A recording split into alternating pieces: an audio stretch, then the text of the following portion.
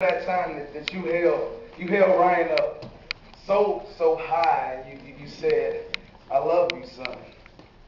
You held him so high, and you said, "No matter what I gotta go through, I'm never gonna stop fighting for you, son. I love you so much. I love you so much. I love you. I love you so much." Yeah, yeah, baby. Why you asking me that? Remember that time that you crawled on the ground with him and you said, "Son, I'm gonna teach you how to walk. And one day I'm gonna teach you how to ride your bike. And one day I'm gonna talk to you about that special girl that you want to spend the rest of your life with." Yeah, baby. Why are you asking me that? Well, when did you get to the point to where you gave up on me? When when did you realize that I wasn't good enough? When did you realize that I wasn't a gift sent from heaven? I mean, I had you, didn't I? What are you talking about? I had you. I had you. Uh, yeah, Daddy, you had me when I was 2 months old. Now, that's impossible. How did I have you when you were 2 months? Yeah, Daddy, you had me when I was only created in the womb for 2 months. That's when you had me, Daddy. What are you talking about? Yeah, Daddy, you had me when I was 2 months old. I guess I wasn't as good as Ryan. I guess I wasn't the one that was gonna make you smile. The one that would make you cry if I scraped my knee. I guess I wasn't good enough. I guess you didn't know that I was gonna be the first African American female president of the United States. Wow. I guess I didn't.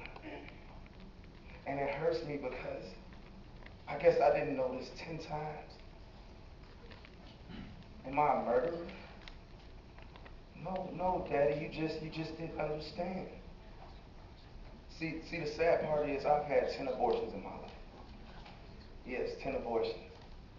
Because you told me, man, you better make her get rid of that. Cause you told me, nah, your baby mama ain't gonna be, y'all ain't gonna have no pretty baby. She ain't that cute. Cause you told me that you too young. You not ready to have that baby.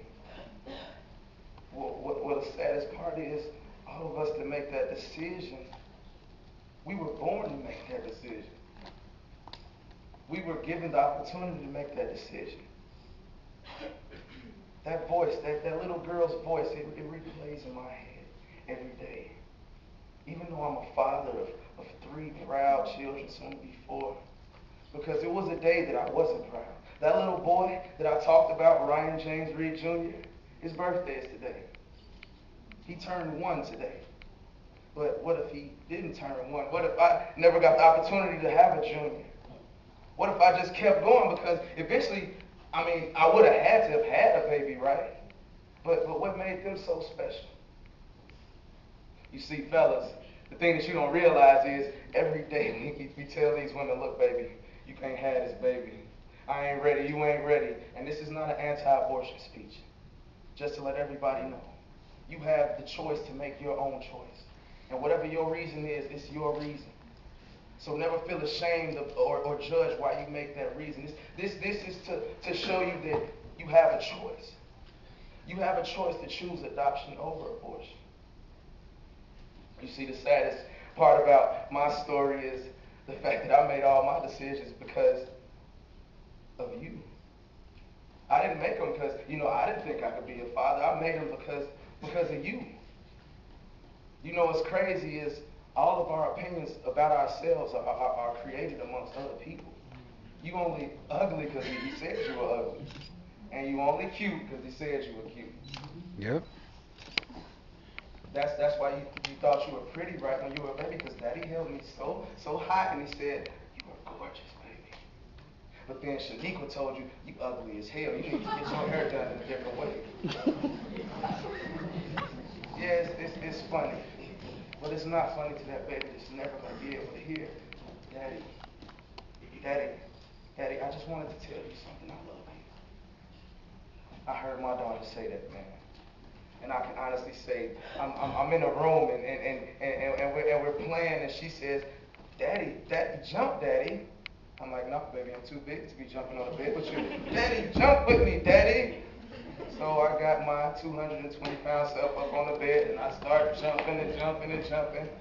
And she stopped jumping and looked up and said, I love you, daddy. But I didn't want her, nor did I want my son. I mean, I really didn't want that baby either.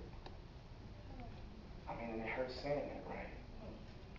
But who am I really hurting? I look at my son now and I say, son, I love you so much. I don't care what they say. So when are you gonna make that decision to say, you know what? It is what it is. I guess we gotta do this thing, man.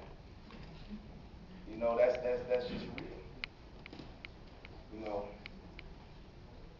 I love all of y'all, man. Thank you for coming, man. I appreciate everything.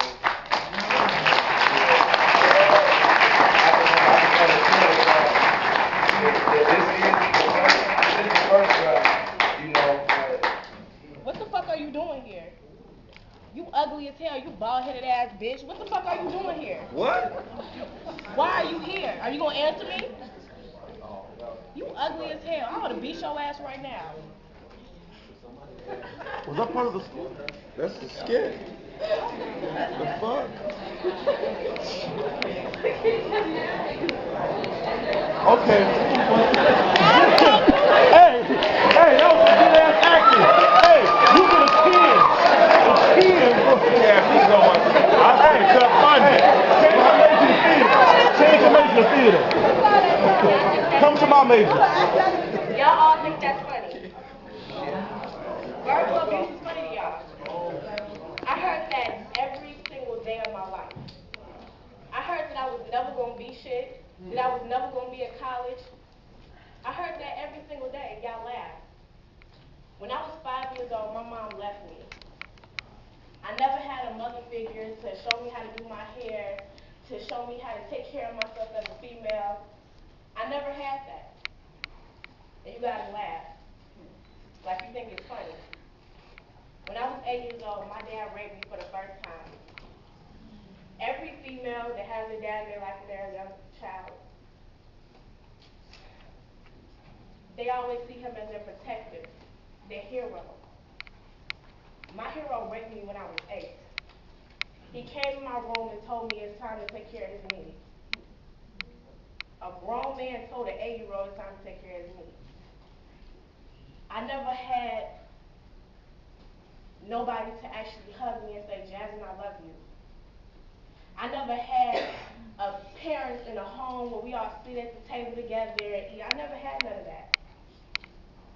When I was 13, I was getting ready to move with my grandmother on the south side of Chicago, and my dad came to pick me up from school. And I remember just thinking, everything's gonna be okay. I'm going to move back with my grandma. I'm gonna be okay. And I got in the car, and he started touching me again. I was old enough to fight back at this time, but I fell back into that 8-year-old girl again, feeling like my dad was taking my innocence. I didn't have a choice who I was going to lose my virginity by. My dad took it. Make a long story short, I moved in with my grandmother, and weeks went on and I started feeling sick. I realized that I was pregnant. My grandmother told me, she asked me first and was like, who's the father of your baby? And I told her I didn't know, because I didn't want to deal with the fact of feeling embarrassed that I once again let him take my innocence again. So going to school, of course, I'm in 8th grade. Everybody calling me a hoe. She don't know who her father is. She a hoe. She a bust, all this shit. But y'all don't even know that me and my child have the same father. I had to give my baby up for adoption in 8th grade. It hurts because I would never get to see her again. One out of every 3 females in life are going to get raped or have been. So out of you, and you, one of y'all has already been raped or going to be raped. 86% of all rapists don't even spend one day in jail because nobody wants to step up and say anything. This Can I Live rally is not to make everybody feel bad for me or this story or anything. It's to show you that people are still living today with these issues and we're dealing with it. So Tiara's gonna go up there and you guys are home.